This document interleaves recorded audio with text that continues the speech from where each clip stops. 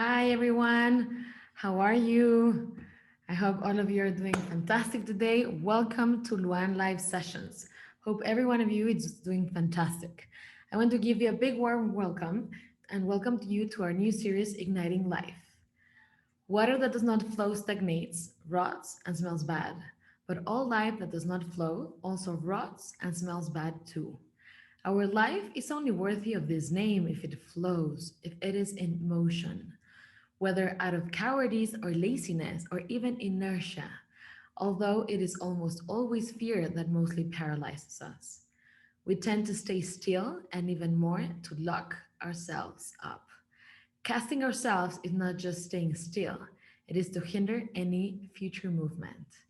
As Pablo de Ors said, we look for jobs that assure us, a future that assure us, firm and clear ideas, rights that gives us an impression of continuity. We look for protected housing, well-covered sanitary systems, low-risk investments, and insurance. And this is how the river of life finds obstacles in its course, until one day, without warning, it stops flowing. We live, yes, but we very often we are dead. We have survived ourselves. There is biology, but not biography. With this reflection, it is our great honor to welcome so many art professionals and change makers from around the world joining us in today's edition of Change and Movement. LUAN, international curated experiences that connect beauty, truth, and ethical reflection, brings inspiring voices from the intersection of art, ethics, and mindfulness into the lives of individuals on all continents. We're going to play a very short video about LUAN. Ceci, could you please? How many times have we been told that it's wrong to feel? How many times have you walked and ignored the landscape? It's time to stop and think about what we can do today to change tomorrow. To realize that as long as the sun goes down and comes out again, there is an opportunity to make a change. Because if we can dream of a better world, we can create it. Let's explore beyond what we can see at a glance. Let's make our inspiration, imagination, and creativity the main elements of the world we want. Let's analyze our decisions and discover what drives us to go in a deep state of reflection that provides us with tools to create good day by day. May the freedom to play and the empowerment of our individual and collective ethics guide the way, feel, believe, and create. The change we're waiting for depends on us. LUAN, Emotional Museum. Thank you so much, Ceci. This series is about change and movement, and it offers an interactive platform to encourage resilience, meaning, and collective conscience through diverse artistic practices. Let's question ourselves and share the quest for the answers we seek together, finding ways to unlock our deepest potential through art exercises, deep reflection, and sharing them with others through artistic experiences. Before introducing today's distinguished speakers, I would like to briefly share some speaking requests to help make today's session more interactive and engaging for all of you who have joined. At the bottom of the screen, you will see a control panel with a chat. Please go there now and write your name, country of residence, and your organization. In the control panel, you will also find the questions section. You are encouraged to engage directly with other panelists by posting a question for them in the questions box. Please have in mind that you need to select the option sent to all panelists and attendees for everyone to see your post or question. Please submit your questions as early as possible in the session, as there will be a limit to how many can be answered. Before we start, let me introduce myself. My name is Marion from LUAN Emotional Museum. I want to thank you all so much for being here today with us. I see in the chat box that we have people from all over the world, and this is very, very exciting. It is my deep pleasure to welcome today Emelie and Pierre. Emelie, she's a creative manager who currently explores the philosophical questions and thoughts related to human and non-human ethics within today's ecological challenges. After years working with global supply chain services, she started her work with environmental humanities and ethical philosophy. She realized that the sustainable challenges of the world begins with ethics and morals within human cultures. And Pierre, that we have here today with us, he's an active decomposer who molds concepts and thoughts to their significant representations, a regenerative process which brings understanding to more questions.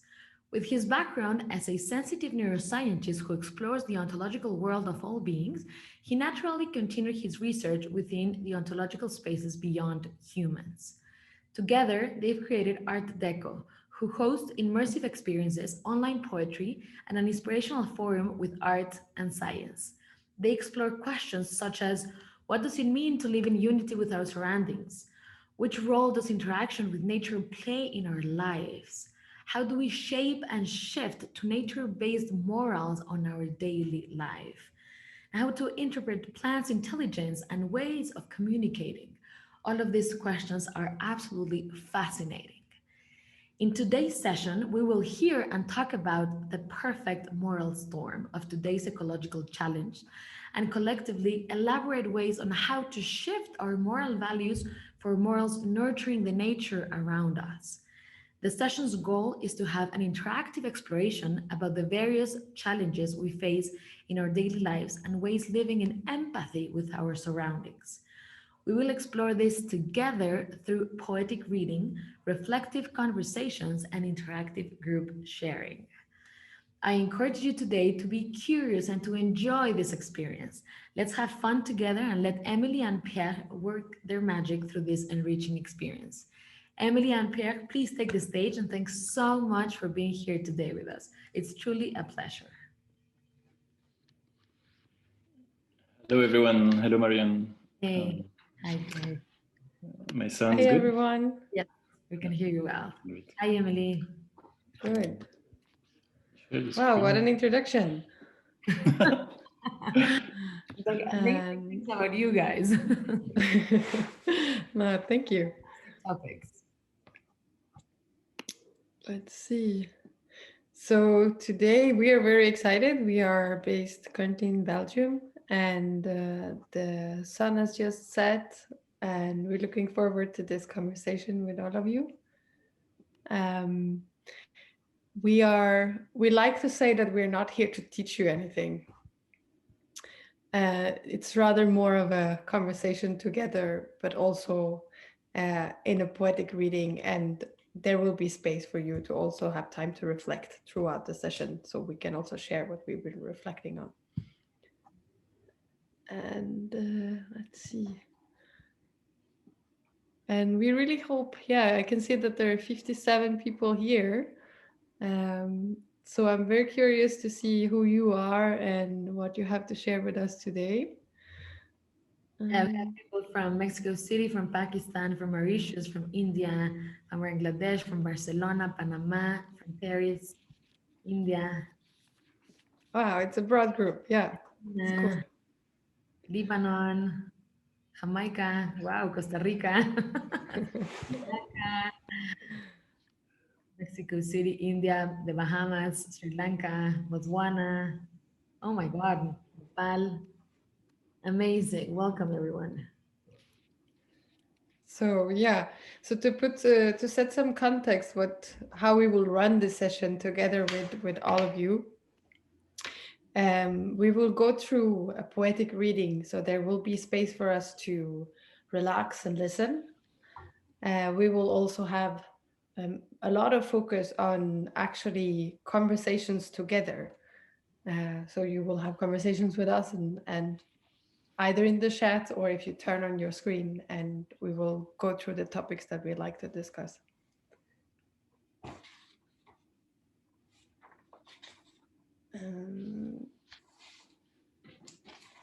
By sharing that, is that all clear? I guess people know how to turn on their screen and so on. Yeah, if anyone wants to turn on the screen, they need to raise their hand, and then we habilitate them to panelists so they can open their screen. Okay, great. So the main focus will be actually on the stories as such. Mm-hmm.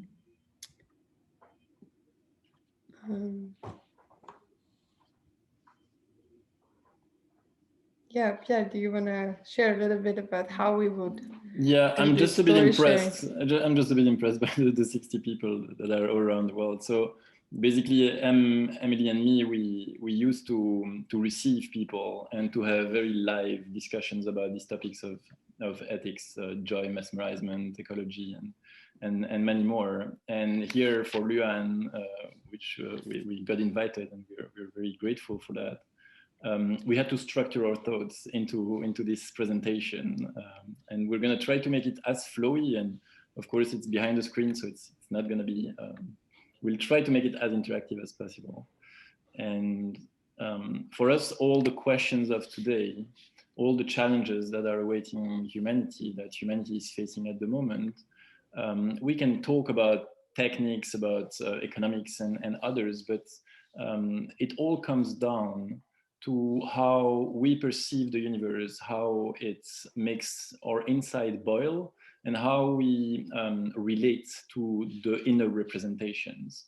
And as humans, we use symbols and we use stories. And that's for us the reason why gathering and sharing experiences together and sharing our anecdotes and our embodied memories with one another is important. So we don't want to give you, as Em said, we don't want to give you an academic lecture or like a deep teaching. We want together to live something, and we want to exchange about your life, about what you're experiencing, your questions, and maybe we can bounce on one another. So let's try that. And maybe just as an introduction today, if people want to share, we would like to, as an icebreaker, we would like to start with this question of how did you experience reality today? Maybe if I'm asking that to you, Em, what would you answer? How did you experience reality today? So I've been mostly inside. Usually I would tend to go out at least for a walk, but I've been mostly inside. But it's been raining like crazy in Belgium. So we had this smattering rain on the windows when we woke up, and also quite foggy. That's like a typical February weather here. I also connected with a bit of scent, like smells from my dog and from the wet soil outside. And also we have some pipes that smells a bit in our apartment as well.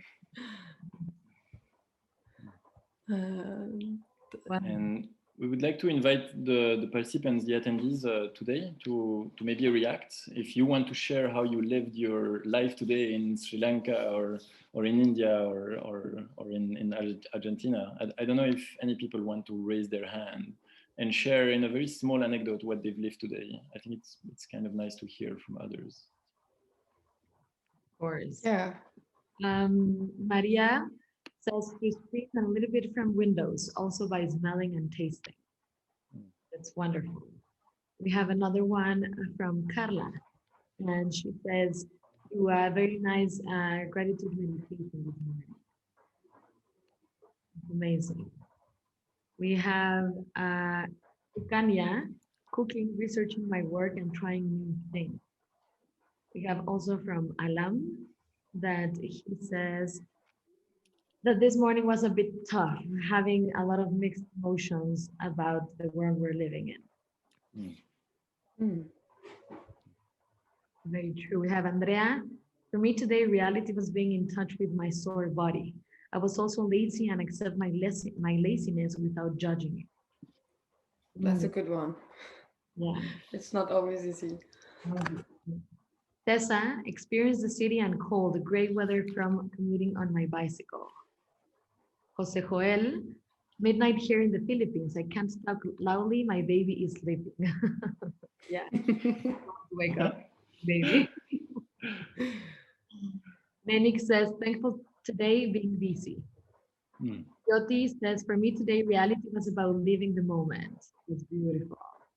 Octavio from Mexico, English teacher, it's sunny, getting some sun and did some breath work and drinking lots of water. Bernadette said, it's a beautiful day in Mexico City, sunny. I'm experiencing some kind of tension, many work to do, and then many people that have died. Yeah. Well, I wish I could bounce on every single of these anecdotes because they seem to be very rich. And maybe I can share for me, I'm working in this farm here in Belgium, and today was the third day we welcomed students which are volunteering at the farm. And I don't know how it is in your country, but here in Belgium, it's like full lockdown. People have masks and they can barely go out, except to go to the groceries. And so people have been craving for a year now. And this morning we had a round circle with the volunteers, and they were sharing how warm and amazing it was to actually meet other humans doing outdoor activities without masks, and the joy that it was providing to them. I also played with my dogs. I played football with my dogs, and I was really embodying the ball and the dog himself. So I had this little experience. Yeah, but let's talk about all these senses and how we engage in daily lives. I don't know if the screen appears correctly because I don't see my mouse, but anyway, maybe, do you see the screen correctly? Can you confirm? Yeah, we can see it. Yeah. Perfect, good. Maybe we can go to the next points. And I want to start an experience with you where I would start reading a text. I'm gonna tell you a story. So maybe you can just either watch the screen, there will be a video that will be played, or you can close your eyes and listen to my voice. I'm gonna bring you on a little travel. If you guys have headphones, put them on, the sound would be a little bit better. And then, yeah, as Pierre said, either you close your eyes or you watch the content that we want to take you through. Yeah, but it's important to use headphones because you will sense the sound quality much better. Yes. Cecilia, if you want to launch the video anytime.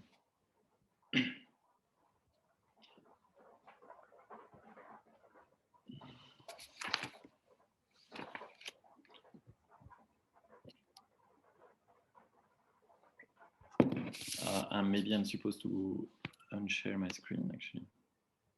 For Cecilia to share hers.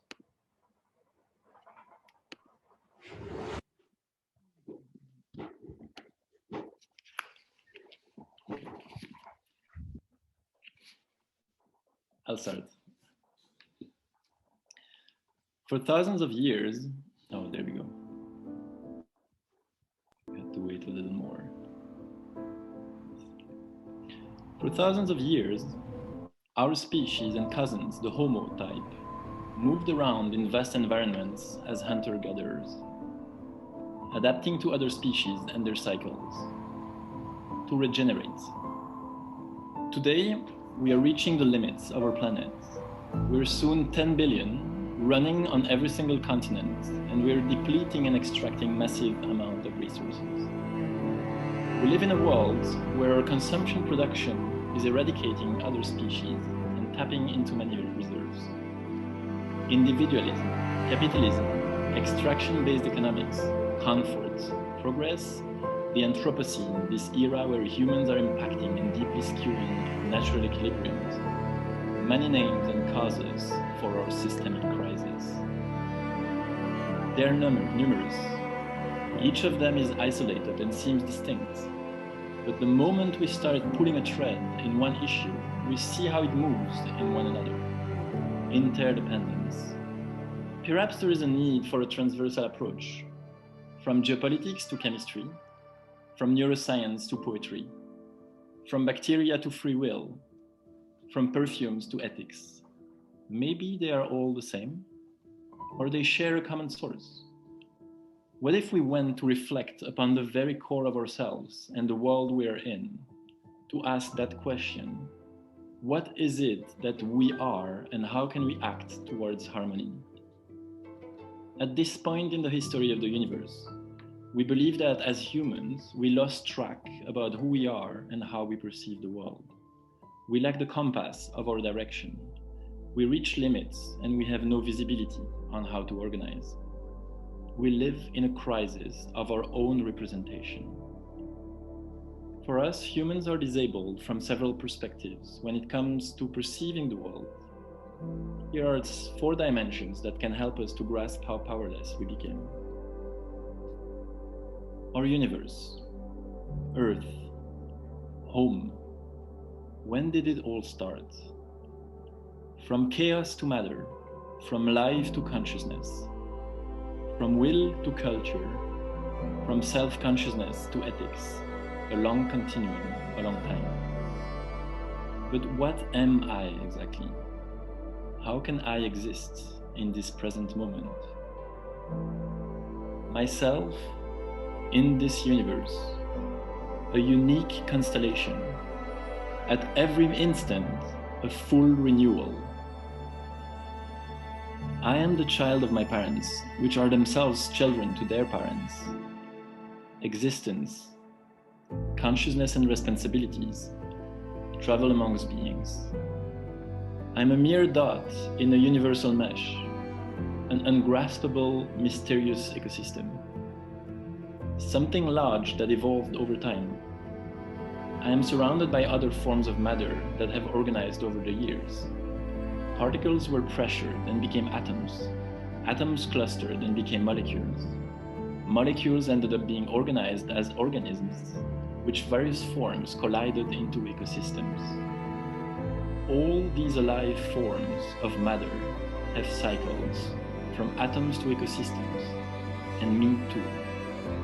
Systems appear until they die out. A universe that unfolds as a series of manifestations that appear and disappear.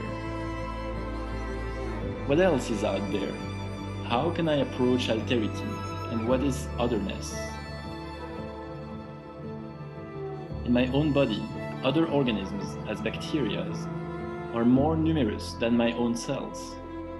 Think about it. Bacteria are more numerous than my own cells.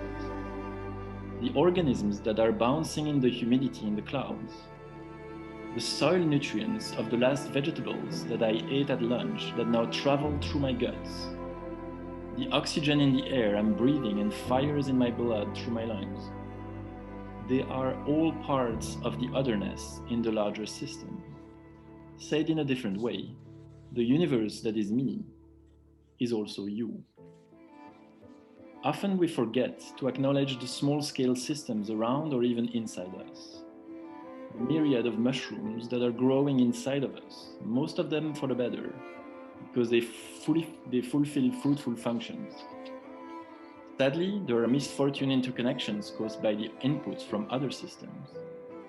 As for the advanced technology humans build to extract fuels that ends up disrupting the harmony on large-scale systems. But as well, the processed oil and microplastic that enter our cells, food additives that shape our chemistry, and dysfunctional hormones that can cause illnesses. This is all systems linked on small and large scales. And if you think of your own cells, they all come from stem cells that specialize themselves to fit different functions. The moment these cells appear, they start their process of degrading towards a promised death, a needed integrated cycle of the living. They recreate themselves over a course of 7 years. So if you think about it, who were you in 2013 when not a single cell of yours was identical as those of today? Could we say it's the same person? Everything in the universe is in constant move, a process of becoming, where all aspects, small as large, are in constant interaction to create a complete uncompletedness, imperfect and ever-changing interconnected space. It challenges us to navigate in a dynamic, complex, uncertain and unpredictable world. As a human, my body is a complex system that operates together in a larger scale system. When each one of us comes into the world, we need to remember we also come through the world. So how do we nurture the connection to the small and large scale systems while walking the path of our lives? Can I ever comprehend the vast complexity of the systems I act and belong to?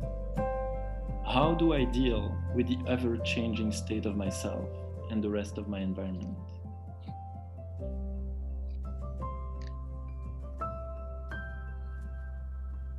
We are surrounded by the world's screaming crises. but how to interpret what is happening today.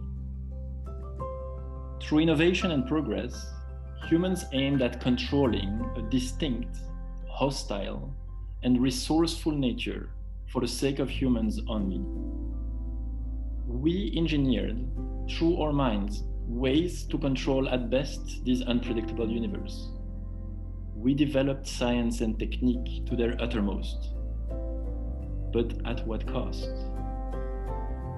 What we did not foresee was the huge challenges for the natural world's intrinsic force regarding cause and effect in large and small scale systems. It seems that we ended up doing to our bodies what we are doing to the larger body of the living, to our very own planet. The fear of nature is interestingly the same as the fear of our own nature. Increasingly, we crave for more mystery and blissful connections, but fears lead us to separate ourselves from others and the elements of nature. In the same way we aim to control an extraction site of raw materials, we tend to bring control and have a rigid story about ourselves. We add more and more things to fit the conceptualized script, which would help us to avoid the uncertainties of the world around and inside us. This is how sabotaging the planet and self-sabotaging are two toxicities of the same kind. Fear of the unknown leads us to try to control the world's various ecosystems through building human-made concepts they all should fit. How can we break the vicious loop? How can I be a leverage as a single dot in the huge constellation? The inertia is big, and we are all petrified. The issue is too complex, ungraspable, unsolvable. Any action would be a drop in the ocean. If you think about how you manage your waste, and then you think about the scale of the pollution caused by international transports and global trade, the impact of various problems are large and small and everywhere. Where do we even start? Is it about the things that happen on the other side of the world? What about the politicians who don't always help to take future-proof solutions? What about what my neighbor is doing? If my parents didn't have to change, why should I? Perhaps it's about first thing first, to catch up with our own realities. Can we use our self-consciousness to assess who we really are? And then my connection to the large scope of all things. To understand my reality, I have to examine closer what I am.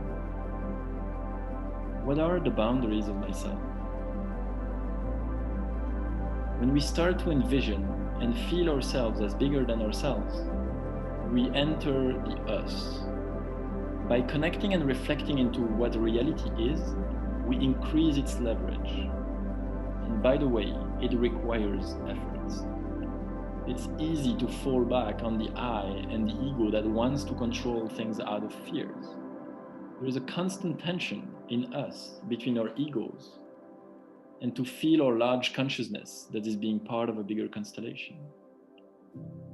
When we are getting mindful about who we are and the immense connections we have access to as beings on Earth, we start to get a little closer to the humble harmony we need to bring in the world. It starts and happens from the inside and unfolds to radiate on the outside. And it's easy to say, and it falls back to small things.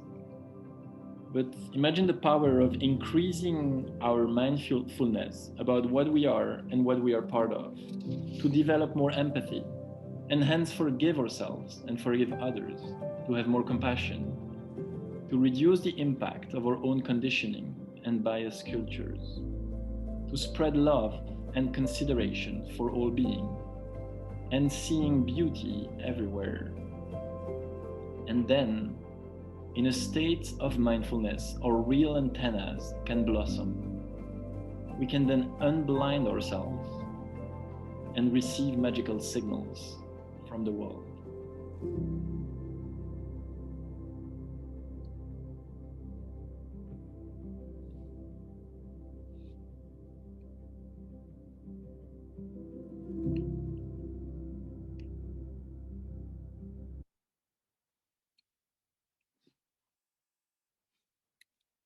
Wow, that was beautiful, Pierre. Beautiful, beautiful. Emily, What? you want to bounce on the questions? I'm sorry? Oh, I'm asking Em if she wants to bounce on the questions. I got completely taken by traveling through these mountains and listening to the voice. Yeah, what a Uh, connection and like curation of the music and the images and everything. They're mm, saying, loved it, wow, beautiful indeed. Love, the mm. music, love the text. Really beautiful. A very nice reflection about what's happening with our ecological world right now, where we are. Yeah, and as I was trying to say, it falls back to something that is inside more than analyzing and controlling what's outside. Mhm. And it's a matter of becoming just aware or mindful of how blurry our boundaries are. So maybe we want to talk to all of you, and we have a few questions. Maybe I can actually share my screen again. It's gonna be easier to see the question. Yeah, because for me, this is where it really um, gets rich in my life whenever I have a conversation with my sister or with my friends or people around me. Because it's such a big topic and it goes everywhere and it's very vast. And then we bounce back, okay, how do I deal with all of these things? How do I perceive the world? How do I have my sensors out yeah, where I can feel connected? And it's not always the easiest things because if for me especially, like my mind would spin and then yeah, I would talk about concept but then also my own experience, so they're very often quite overlapping. Mhm. Mhm. So we prepared a few questions to talk to all of you about, and like anyone that really wants to join, like please raise your hand and join the conversation with the video because uh, it gets richer to see people as well. And yeah, where do I see the questions there? Yeah, like we have the first question here. At what moments do you feel the interconnected matrix that is out there? Like, is there any time during the days or special moments in your life where you've been really feeling that, okay, I'm here, but I'm also part of the larger? And how was that for you? Like, Yeah, over here, Lily Santurtun. Hello, Lily, how are you? She says, I felt the connection to everything around me. Your words moved me. Gabriela says, by the sea, I feel interconnected. I haven't seen the ocean for 2 years. mm, Something that happens to me often about feeling interconnected is that, for example, that I start thinking about a person and then that person texts me or calls me, And it's yeah, not instantly, but like in a really short time frame where that happens. And eventually, I think that it's something that tells me that we're all interconnected. So just like an easy example as that, no? yeah. Over here, Michaela says hiking, always being around nature. Carolina, when I gaze up the stars. Jose Joel, I realize human selfishness versus ecological selflessness. That one is from Jose. Mhm. Maybe he would like to elaborate a little bit more. Like, I realize the human selflessness versus the ecological selflessness. Yeah, Um, that's beautiful. Let's see if he can turn on his webcam. yeah. When out in nature and observing the clouds. Tessa says, whenever I'm hiking or spending time in nature, also when I play violin or in an orchestra, it feels like I'm part of a larger constellation or energy. Hmm. Shab, I feel I was having amazing experience and connected heaven and earth, a world far away and completely new and unexpressible experience. Mhm. Sam, being around nature also, and in times of grief, I felt more connected. There is more synchronicity. I see a Mm. few people raising their hands. Can they turn off turn on their cam, and can we hear them? Can we see them? Or it's a bit... Yes, we've habilitated them. They can open their webcams whenever they feel ready. Maybe I can bounce a bit on that. I mean, it's a practice. It's like a muscle to me when I go and we have these volunteers at the farm again, and I go and do the groceries for them at lunch, and they've asked for fruits, and I buy these bananas, and I know that these bananas have crossed the world, but still they want them, so I bring them. But this awareness of how interconnected the world is due to global trade, and how we've completely neglected the supply and the gain and the cost. And yeah, there is the value, but there is also all the negative externalities of the goods. So just a banana triggers for me this vast expansion of myself and my action. I feel profoundly responsible, and yeah, it can be with my dog as well, but it's and something that happened, that I noticed a few years ago. I was completely disconnected from my body and completely disconnected from my emotions. I would only work with concepts and with my rational mind. And I started to touch this interconnectedness simply by stopping in the street and using my mind to prime my sense of awe, to watch a house and then watch materials and think about the architect that built that 150 years ago and where the materials were coming from. And I think that really helped me for it helped me to go in my emotions, to feel interconnected, and to have a sensation of my body, to go from the concept to the embodiment. That really helped me. I don't know if it resonates, but Yes, totally. It really resonates. We have here two volunteers, Octavio Mier, and I don't know the name exactly, but it says Infinix Hot. I know that it's the name of your mobile phone. But if you want, just turn on your webcam, unmute yourself, and you can start sharing with us. Ready? Hi. Hey. Yeah. hello, Octavio. Hi. Hi. Very beautiful. Hello, everybody. I'm kind of shy, but I'll try. Although I'm an English teacher, I'm kind of shy.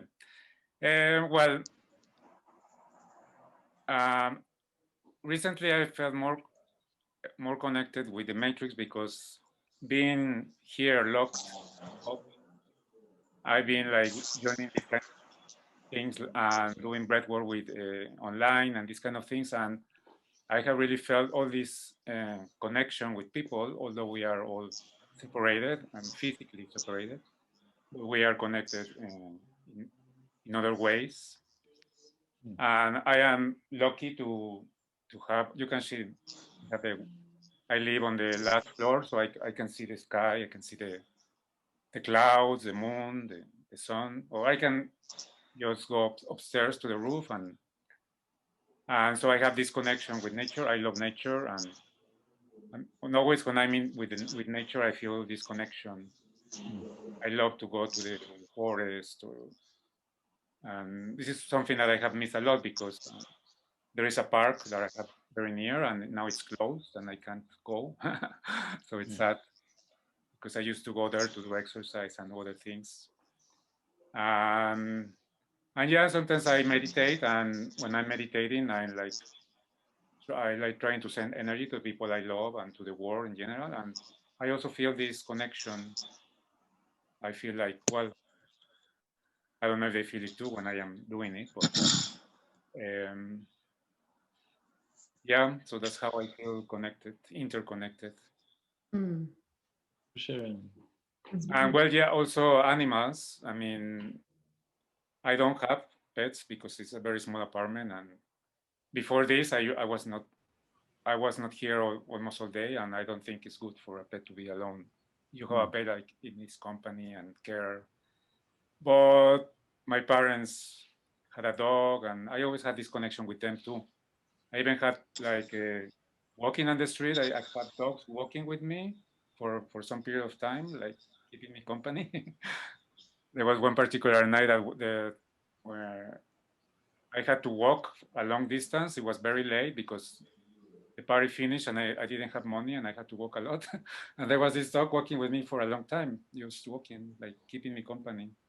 So yeah, I had also this connection with animals, and it's yeah. That's beautiful. Wonderful, Octavio. Thanks so much for sharing. In Phoenix, you want to share something? You just muted yourself. We also have Gail Woon. Hello. Hello. Hello. I don't seem to have a way to turn on my camera, but that's okay. We hear you super well. I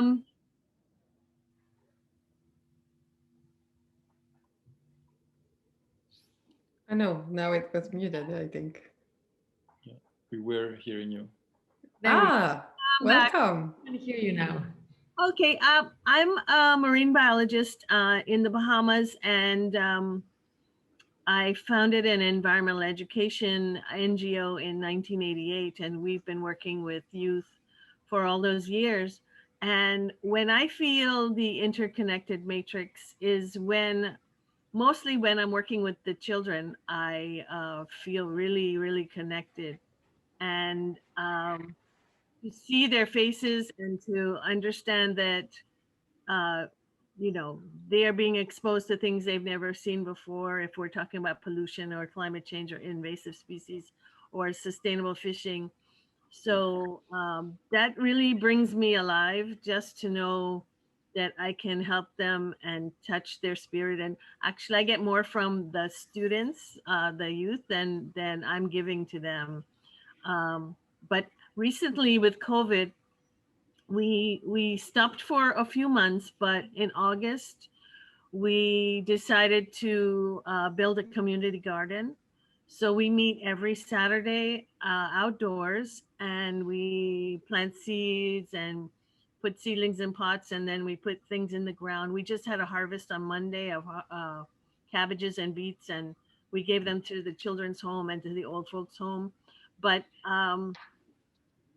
what we've been able to do, everyone wears a mask, and then we do social distancing, but we also do our lessons afterwards about, migratory birds, or we went to the first land-based coral farm in December. So we're able to continue the education portion because we're doing everything outdoors. So, but the work I get to do with them on Saturday, it makes up for all the stuff I have to deal with Monday through Friday in the business world. But on Saturday, I get my Zen, I get my really feeling interconnected with the world and with the students. And I have students from 5 years old up through high school. And a lot of our kids have gone on to become environmental scientists and hard hat divers. And they still take the core principles that we've talked to them about into their adult lives. So it's very gratifying and really helps me to feel interconnected. If I can bounce on that, I like that you bring up the children, because I figured out that in order to have receptive antennas, we'll come back on antennas later, but the notion of innocence is quite important. To completely switch off prejudices or concepts, and just live in the moment, being receptive. And it's the same with Octavio and his dog. He was available. It's a state of receptivity. And innocence doesn't mean being naive. It means being open or receptive. Yeah. So yeah, kids are good teachers. Yeah, very good. Thank you. I'm going to turn off my camera so thank you, Gail. Thank you. Thank you. You're welcome.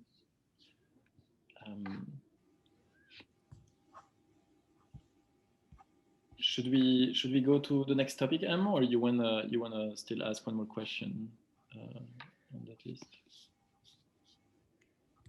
Yeah, I'd like to ask the questions like, how do we, because now we're sharing, how do we keep that present in our lives? And it can be through animals, through kids, through ways to going out in nature. Many people have been sharing amazing things in the chat. Someone says it's also about to listen to what each environment has to say. And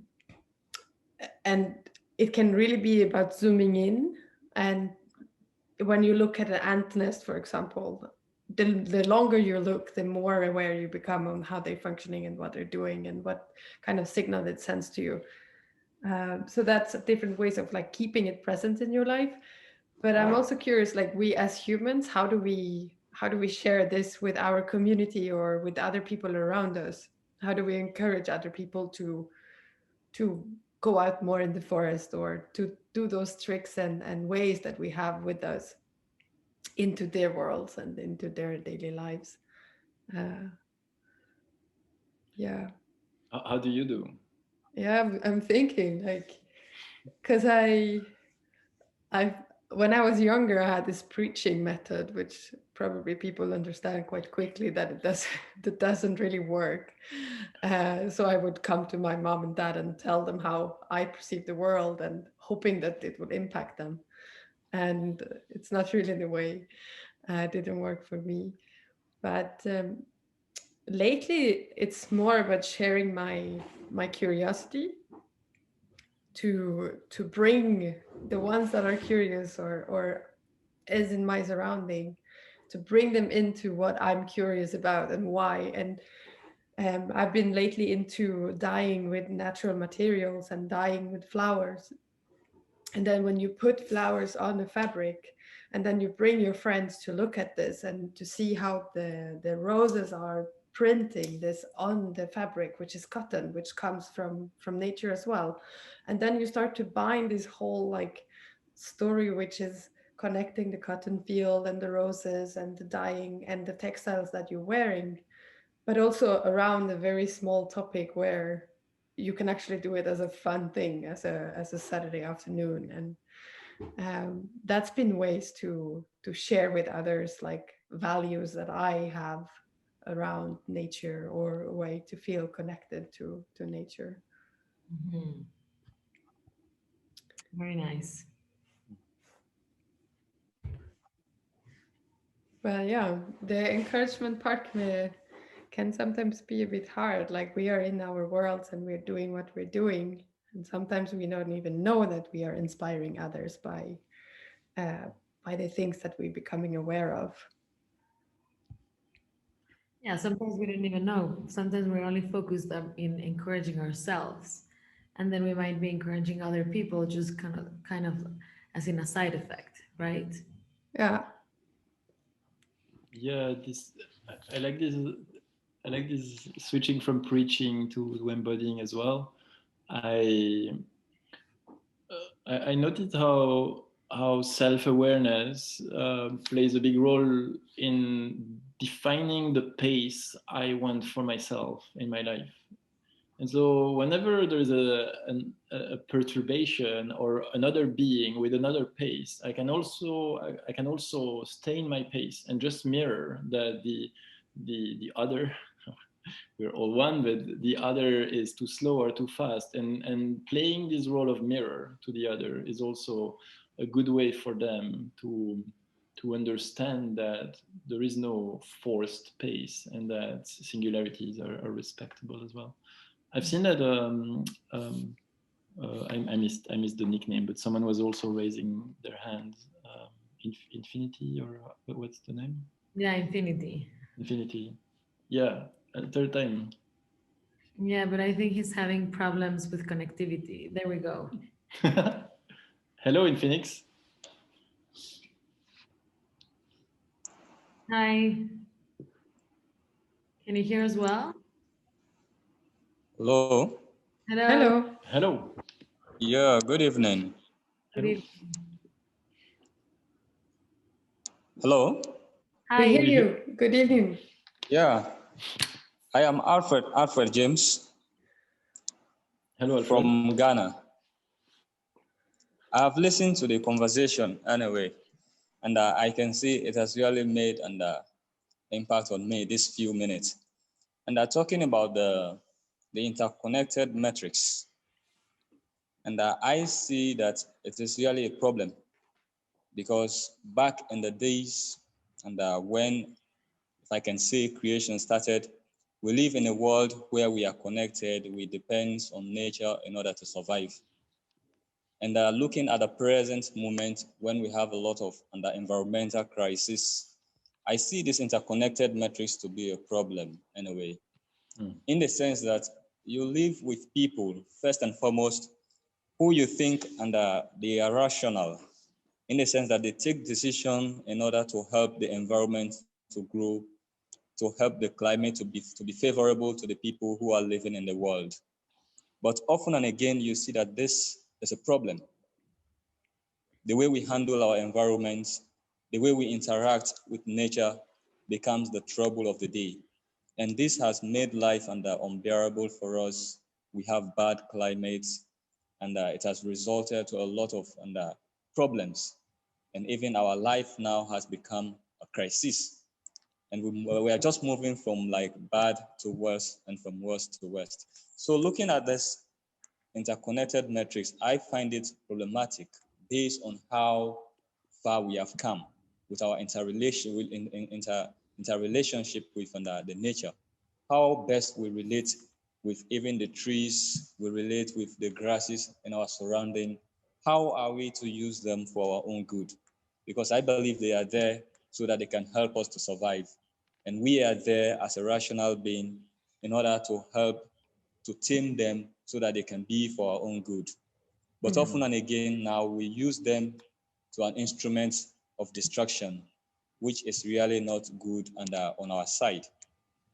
And this is really causing a lot of problem. So from that angle, I see the interconnected metrics to be problematic in this present time. But originally, it is good because we are social beings. We are not isolated. So we live with others and we live with nature. So our relationship with them determine the type of life that we are going to get. And I believe because we have done away with this, that is why the quality of life we are experiencing now is not the best. Because our relationship with them, our social connectedness with the nature is not much that good. That is why the climate, the environment is not favoring us. Anyway, thank you very much. This is what I have to contribute as far as the interconnected metrics is concerned. Thank you. Thank you so much, Alfred. You want to bounce them? Yeah, but I like this part about seeing the interconnectedness as also a part of that maybe like what disconnects us, because it's accessible. We are all in the same world. But then at some point we started to use forests in this example, for example, that we started to use it as a mean instead of being connected to it. That's the way I'm interpreting the message as well. Like that we lost maybe the connection instead of being fully interconnected.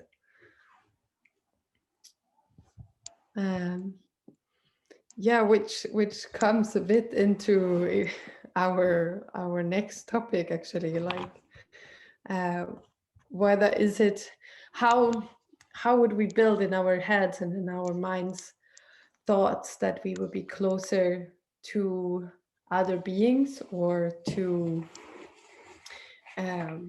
trees, for example, or to nature? How would we, like, how can we through language understand how they perceive their world, or yeah, how their days are?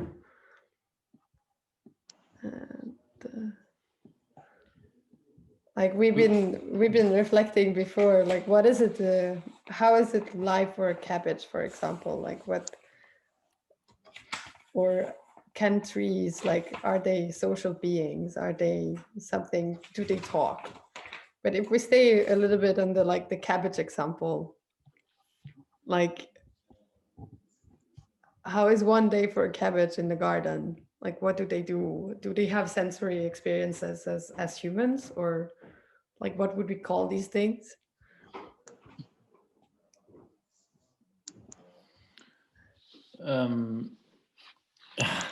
It's yeah, I think it's the core, it's a core question, and not because it's a cabbage, but I like what Alfred James brought about this interdependence. I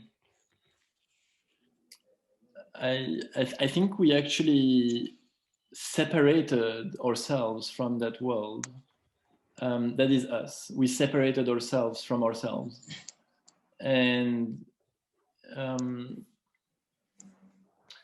if you were, because I'm not gonna enter into any notion of divinity or God or design, but what struck me in what you were saying, Alfred James, is the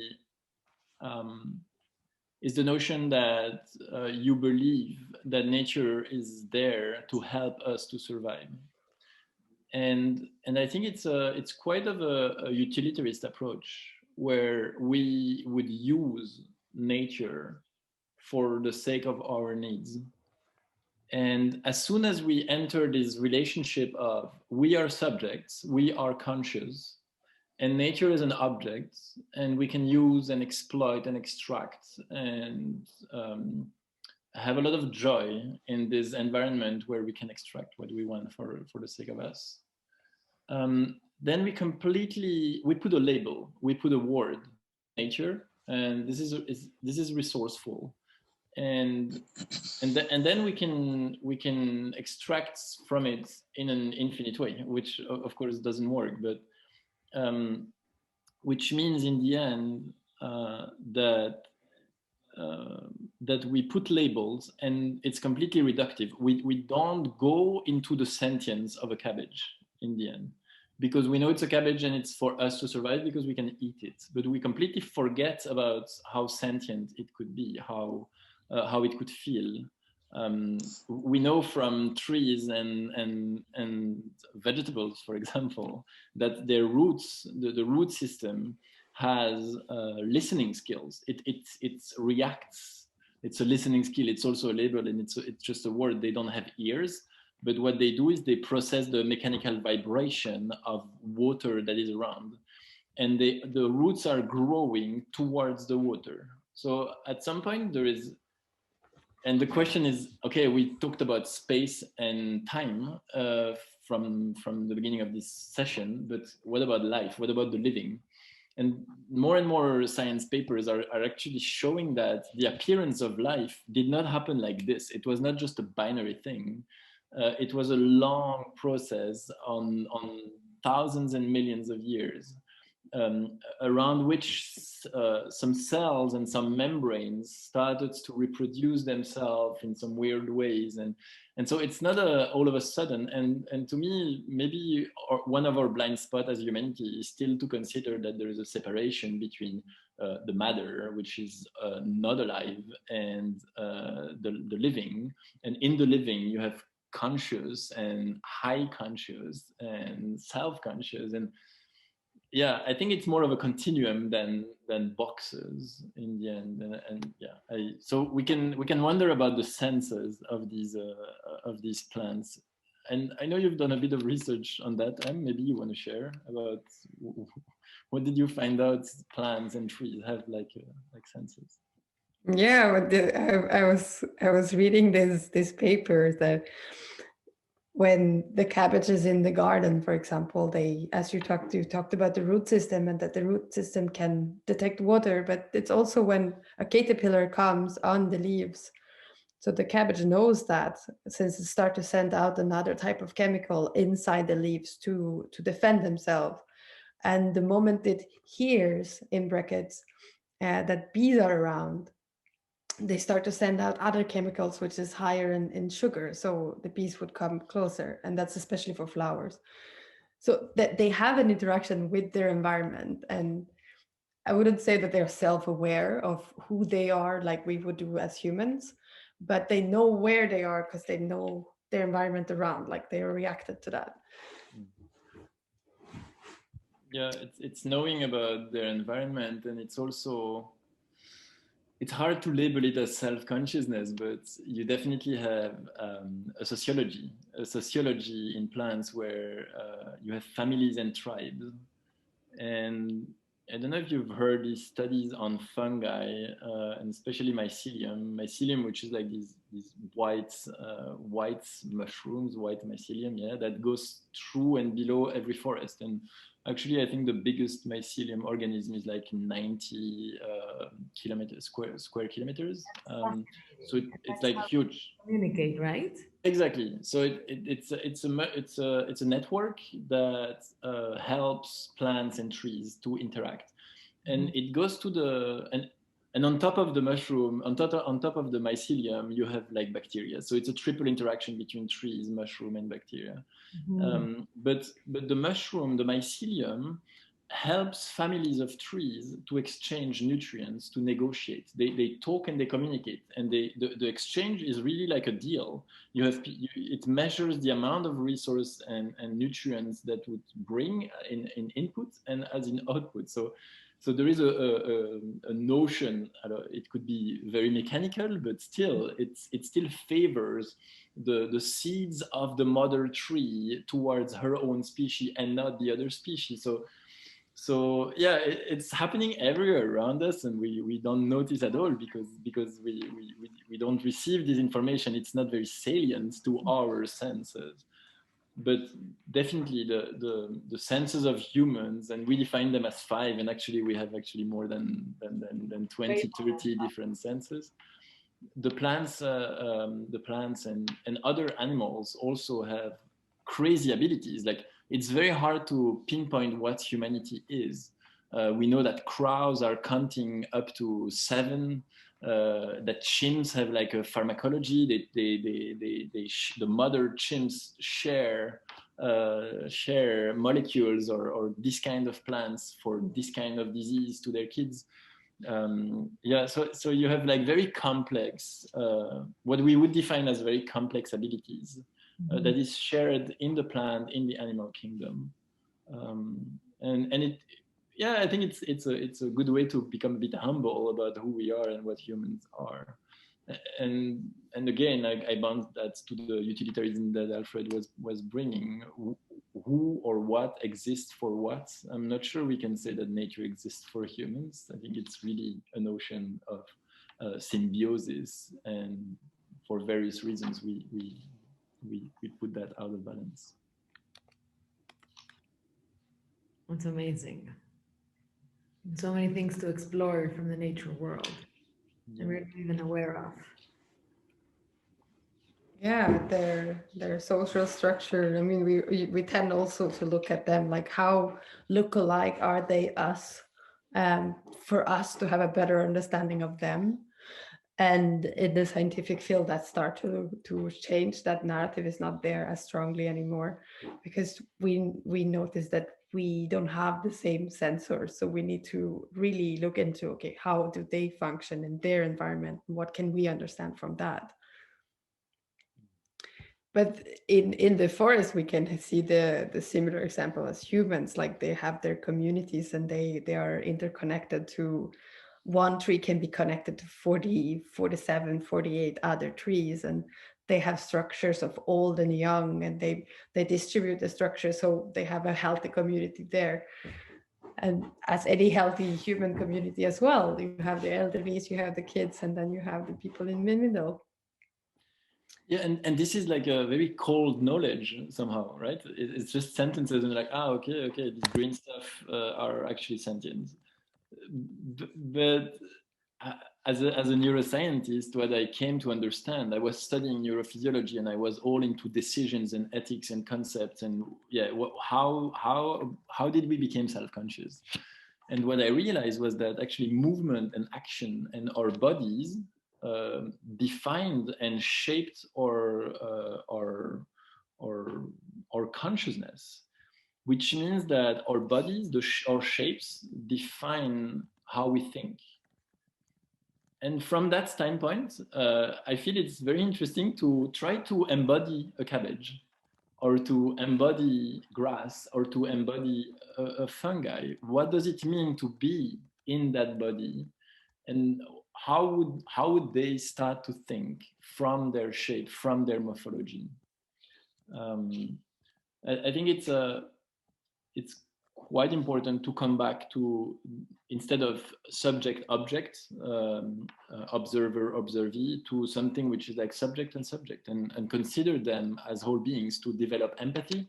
Because the more we will be mesmerized and empathic, the more we may want to protect, or to not to protect because it's also very paternalistic, but to respect them and to take them into account. And we know that now a few countries, a few regions have actually made rivers or mountain moral persons, so that they can be defended, or they can be put into equations. And we went beyond the mere symbolic frame that humans used to use.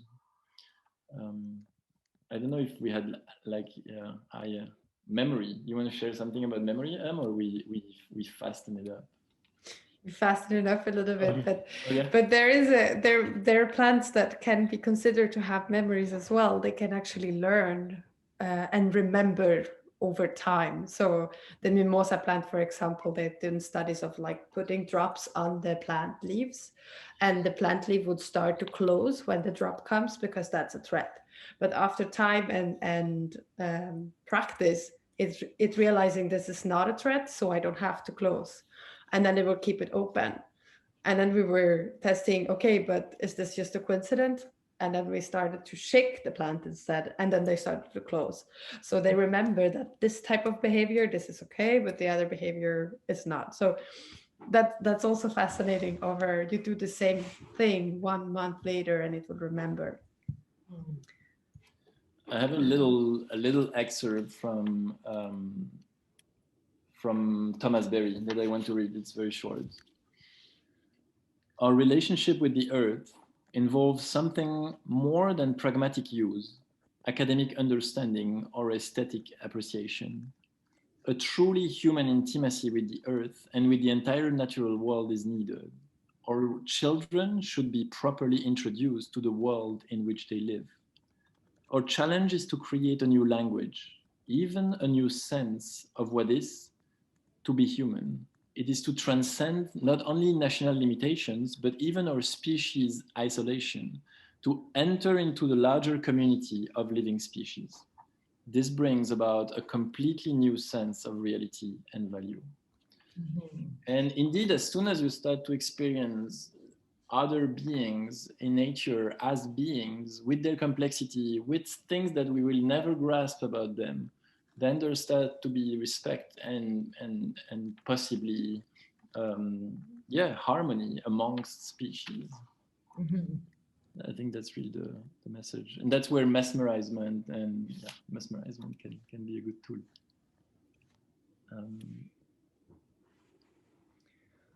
Totally. Should we go for a question session, or you want to go for the story? We're running a little bit out of time. I think so too, yeah.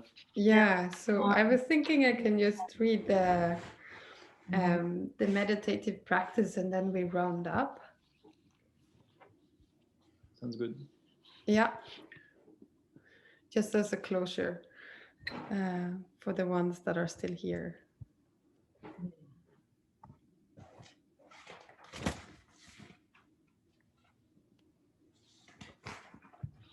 So, Cecilia, you can trigger the video, I guess. Yeah. Perfect. 1 minute.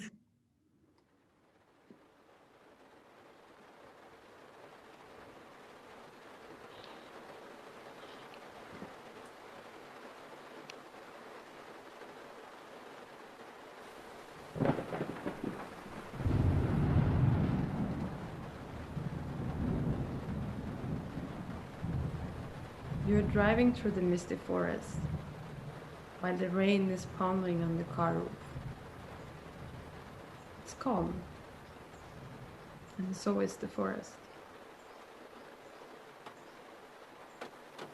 You are alone, breathing in those types of inhales that stretches your lungs, almost so you can feel your ribs.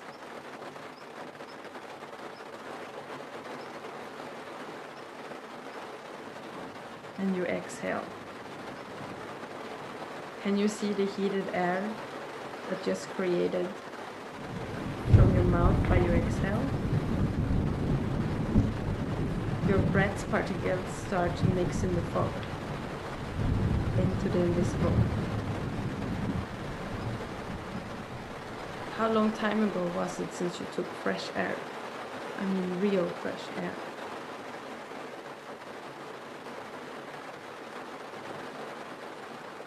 Look up to the trees, how straight and profoundly steady all of them are.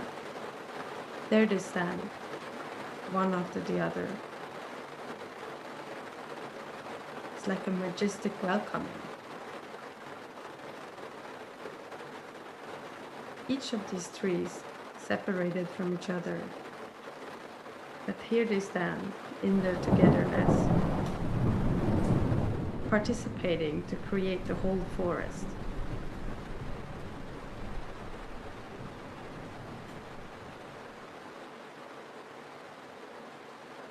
Breathe in a long, long breath and feel the humid air filling your lungs.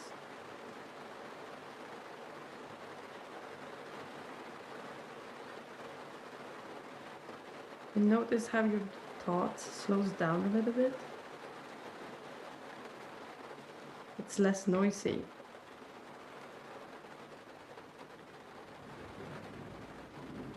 Can you smell the soil and all the pine needles that start to travel through your nostrils?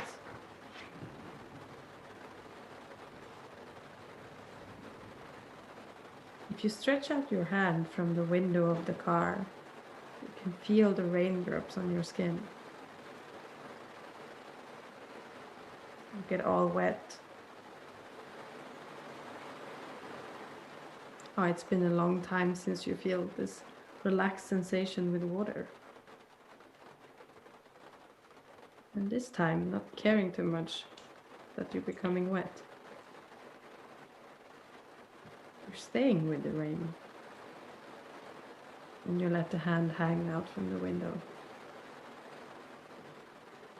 You pinch your fingers together and you start to rub them. You know this sensation where the skin starts to feels like rubber? Sometimes that's unpleasant, but here it feels different.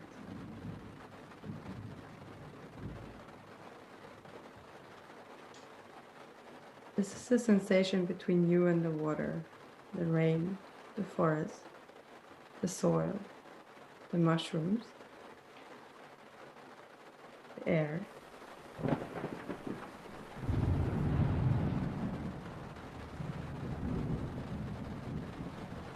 You take a deep breath again. You're among friends. All the trees are here.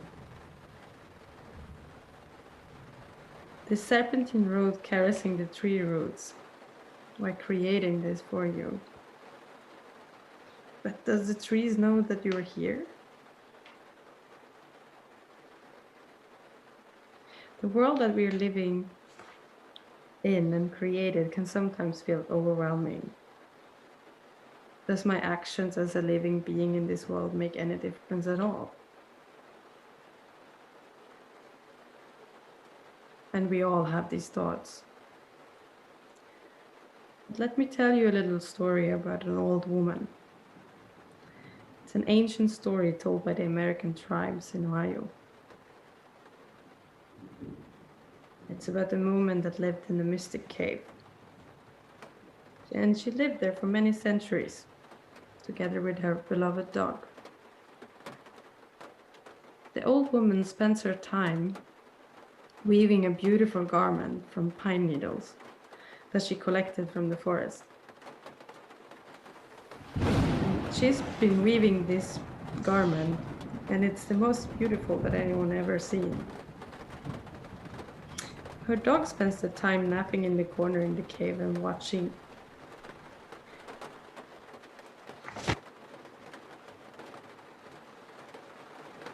From time to time, the old woman lays down her garment and goes away to stir in the caldron, where she keeps the ancient seeds. It's very important that these are not to be burned out, because if they do so, there will be no plants, trees, flowers, or food in the world. While the old woman is stirring, the dog sees the threads on the floor. He takes the threads in his mouth and he starts to pull. He pulls and pulls, and it unravels the entire garment. And when the old woman returns, she now sees her beautiful woven garment turned into chaos, completely disentangled. And for a brief moment, she does do nothing. Then she sits down and sees the loose thread, and she picks it up, and she starts to weave again. And as soon as she starts to weave, it turns out to be a more beautiful vision of the garment than the previous one. And the woman continues to weave over and over. And some people may say that it's a stupid dog. Why should it allow the garment to be perfection from the beginning?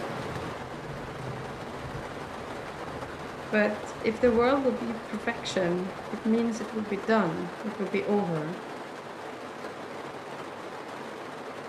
And perhaps we should be thankful for what unravels the world, and only for it to be rewoven again.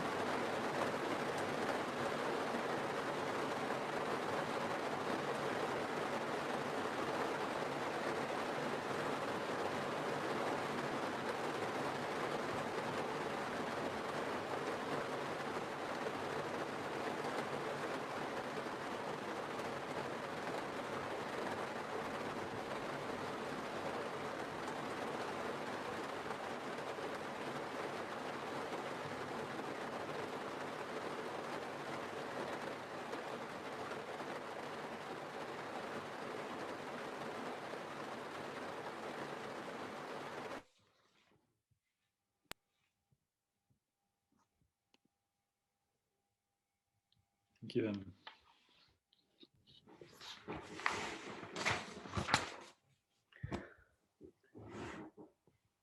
Very nice.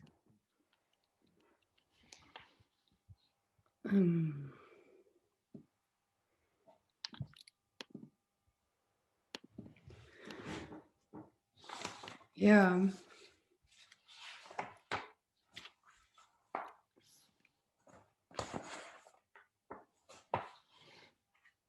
Yeah, this was the last part of our session here, and we still have a few people around us. And it's always different, these type of sessions, like what people bring in and what stories that we share and inspiration that we get from one another. But we wanted to, just as a closing circle, invite others that have been part of this to share either something that they took away from the session or reflections that they have that they're sitting with at the moment, and share that quickly with us.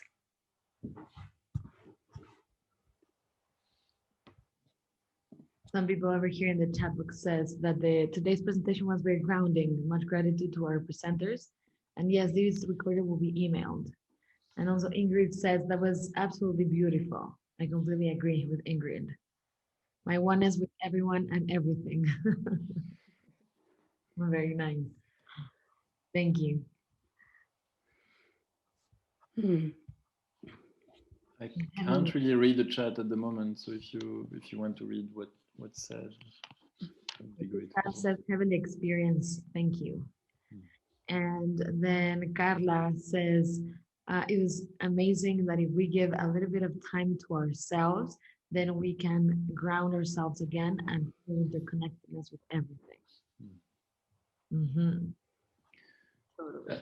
It's very challenging for us because we used to have this session that we have now for 1 hour and a half. We use them to have them for 4 or 7 days. we really take the time with the people to dive and to explore. So yeah, it was a beautiful experience for me. I'm gonna speak. Then Rainey says, very nice. This was definitely a connection with what was discussed in the beginning. I so needed to hear this story today. Have been pondering about something and I got it an information for the answer. I was thinking definitely a connection. Thank you very much. Gail says, thank you very much. This was wonderful. Sukanya, thank you. And next would consider other organisms as subject as well. Yes. Yeah. And yeah, Keshav, we are sharing their contact information, so you can also contact them directly for either follow them in the next webinars or session, or at some point physical this type of gatherings. Exactly. Mihaela says there's one word that I'll have in my mind after this. It's connection with myself and my surrounding. Thank you. I had a lovely time. Amazing. Well, thank you so much, Emelie. Thank you so much, Pierre. It was fantastic to have you guys here today with us. We had an incredible community here today, people connecting from Mexico, from USA, from many European countries, from India, Sri Lanka, Philippines, Pakistan, Kenya, Botswana, Rwanda, India, and many other beautiful, beautiful countries. Thank you so much for being here today with us. We encourage you to follow us on Instagram and YouTube for the latest news, and please feel free to answer the feedback form. All kinds of suggestions are more than welcome. During these sessions, together with illustrious industry leaders, we will explore deeply important and rapidly evolving themes. Our next session will be next Wednesday, February 10th, same time as today, with data analyst and rapid transformational therapist, Stavros Stavroulakis. Through his work on non-formal education and social trauma, he has been interesting in exploring avenues of how people and communities can achieve prosperity through collective healing and community building through a Greek's perspective. In next week's session, Love Your Thoughts and Thoughts on Love, Find Your Inner Muse and Follow It, we will explore how to invite success and happiness into your life, how to reduce anxiety and depression, which 4 steps we could take to reprogram our minds and dismiss negative feelings, and what are some of the tips to completely heal our body and our mind. We will be introduced to the 4 types of love the Greeks believe in using Greek's philosophy, and will be invited to find your inner muse, and by following it, be empowered and inspired to live the life you deserve. Join this session to learn about what tools you can use to better manage your thoughts, your feelings, and negative and frustrating and limited mind patterns, and what we can learn from the Greeks' philosophy. Click the link that we shared in the chat to register. Thank you again. Have a fantastic afternoon, a great evening, and a wonderful rest of the day. Stay safe and stay healthy, and see you very, very soon. We shared in the chat box Emelie's and Pierre's contact information. And thank you so much, guys, for being here today with us. It is wonderful to have you here. Thank you. Thank you so Thank much. you so much. See you next week. See you next week. Besos. Yeah.